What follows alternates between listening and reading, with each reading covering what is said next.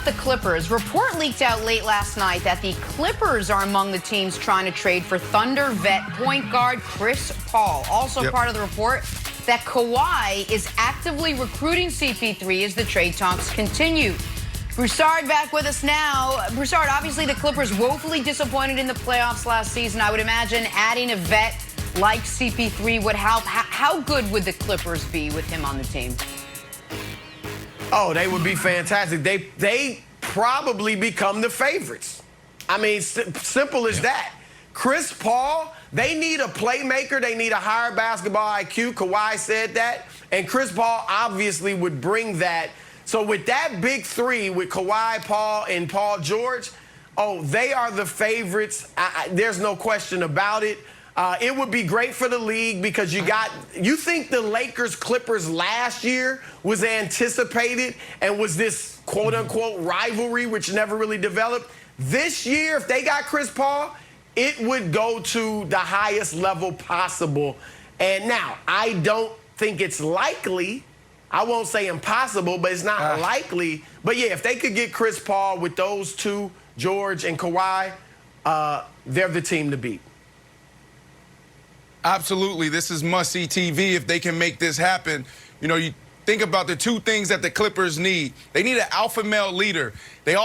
When they bring in a guy like this, if they can bring in a guy like this, they need to ship out those guys who aren't buying into Paul George and Kawhi Leonard. Not because Paul George and Kawhi Leonard, they're those guys. It's because you built the entire program around those guys. So if you're not buying in, you got to go. So this dude brings that leadership on the court and also in the locker room to keep it together because they didn't have that last year.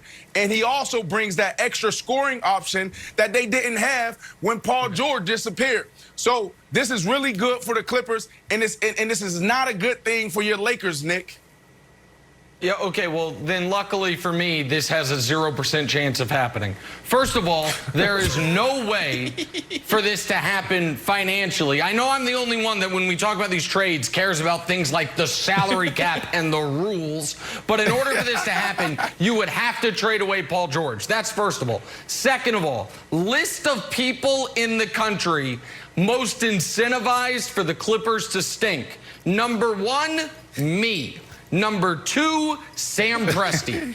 The Thunder own the Clippers' entire draft, 2023, 2024, 2025, and 2026. They get those picks. What they want is for next year the Clippers to fail, Paul George or Kawhi leave, and they have those draft picks. Oh, I left out 2022.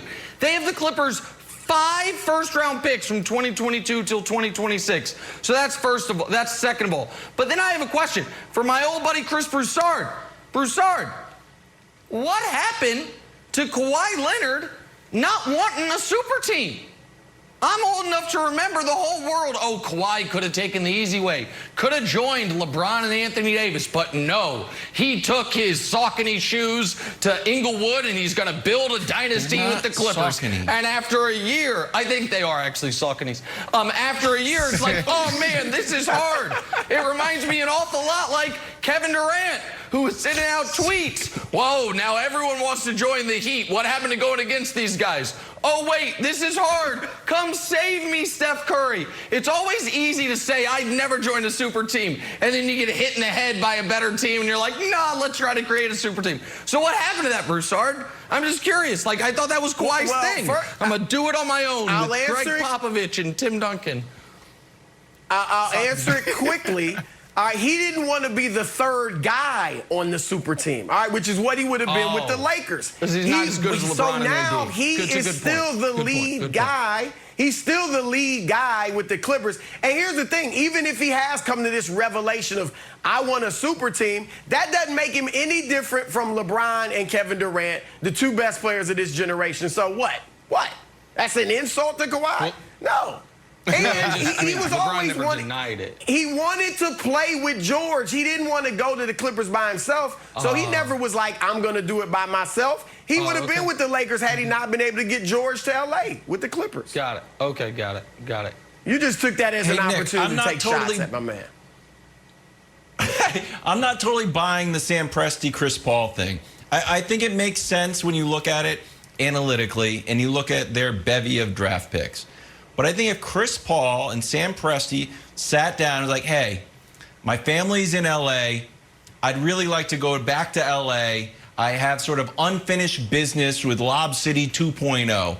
Can you move me to LA? I don't think Sam Presti would be like, hold on, we've got the draft picks in 2024. And I know you sort of gave your heart and soul to this team this year, and we have so many draft picks. I really want to, instead I'm going to send you to Phoenix, and it's a short flight to LA. I don't think we have any evidence of Sam Presti not acquiescing or not trying to do a solid for guys that he's in agreement with. Okay, well then Sam Presti's terrible at his job. He's not trying to win Mr. Congeniality. He's trying to win a championship. The Clippers have no assets to give back. Unless you're trading Paul George, then what are you getting? You're getting Patrick Beverley, Lou Williams, Zubac. No picks. They already got all the picks. It makes no sense. It's not happening. All right, it's just not happening. We will have much more time to discuss this, but got to get back to the NFL now. Lamar Jackson raising some eyebrows with some interesting comments yesterday about why the offense is struggling. We'll have that for you next. Thank you, Broussard.